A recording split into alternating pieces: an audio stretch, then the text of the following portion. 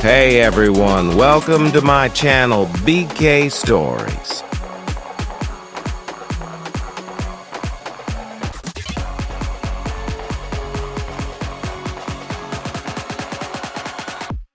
एक छोटी सी रियासत पर एक बादशाह हुकूमत करता था। इसे शिकार खेलने का बहुत शौक था। एक रोज बादशाह अपने सिपाहियों के साथ शिकार खेलने निकला। रास्ते में उसे एक आदमी नजर आया जो लकड़ियां काट रहा था। करीब ही एक गधा बंधा हुआ था और एक झुंपड़ी भी नजर आ रही थी। बादशाह ये देखकर बहुत हैरान हुआ कि इस गरीब की झुंपड़ी बहुत छोटी थी और उसमें सिर्फ एक आदमी ही लेट सकता था। बादशाह कुछ दूर तक गया तो अचानक तेज आंधी और तूफान शुरू हो गया।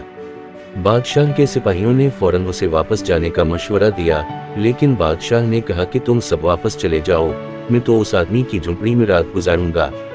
ये सुनकर तमाम सिपाही हैरत ज़दा रह गए। एक ने कहा कि बादशाह सलामत इस झुंपड़ी में मुश्किल से एक आदमी रह सकता है, आप हमारे साथ वापस अपने महल में चलें। मगर बादशाह अपनी बात पर कायम था। इसने कहा कि तुम सब कल सुबह सवेरे यहाँ आ जाना, मैं ये देखना चाहता हूँ कि गरीब आदमी अपनी जिंदगी कैसे गुजारता है। चुनांचे जब इसके तमाम सिपाही वापस चले गए तो बादशाह इस आदमी की झुंपड़ी में पहुंच गया। वो आदमी बहुत खुश मिजाज और मेहमान नवाज था। उसने बादशाह का भरपूर इस्तकबाल किया, इसे गर्म दूध पेश किया जो इसकी पालतू बकरी का था।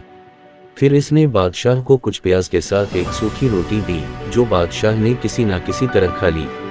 फिर इसने बादशाह के सोने का इंतजाम किया। चूंकि झुंपड़ी में सिर्फ एक बिस्तर था, इसलिए वो खुद बाहर घास पर अपने गधे के करीब सोया और बादशाह को बिस्तर पर लिटा दिया। पूरी रात बादशाह को नींद नहीं आई क्योंकि उसे अपने महल के नरम बिस्तरों पर सोने की आदत थी।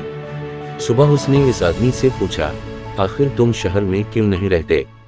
इस आदमी ने कहा, बादशाह सलामत, मेरे पास इतने पैसे नहीं होते कि मैं शहर के किराए बर्दाश्त कर सकूं, इस वजह से इधर रहने पर मजबूर हूं। बादशाह को ये सुनकर बहुत दुख हुआ। उसने फौरन अपने महल का एक कमरा उसे मुफ्त में देने का हुक्म दिया और शाही खजाने से इसके लिए माहाना वजीफा भी जारी करवा दिया।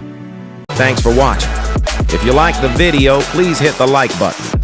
If you want to see more videos, hit the subscribe button. And if you have something to say, please leave a comment.